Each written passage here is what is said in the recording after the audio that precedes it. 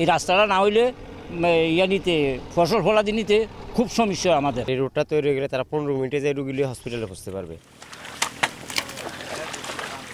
সকাল হলে কোদাল ঝুড়ি নিয়ে হাজির এলাকার ৩০-৪০ জন বাসিন্দা। ধানক্ষেত থেকে মাটি কেটে রাস্তা তৈরি কাজ করছেন তারা।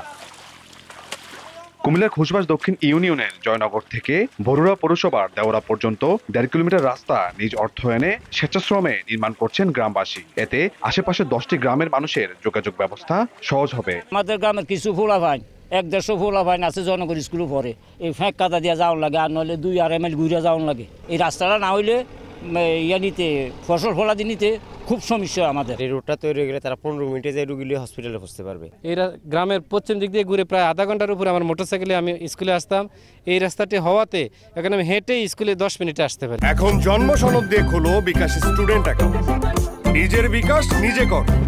এলাকাবাসীর এমন সাহসী ও মানবিক উদ্যোগকে স্বাগত জানিয়েছেন পৌর মেয়র। রাস্তাটি নির্মাণে গ্রামবাসীকে দিলেন আর্থিক সহায়তার আশ্বাস।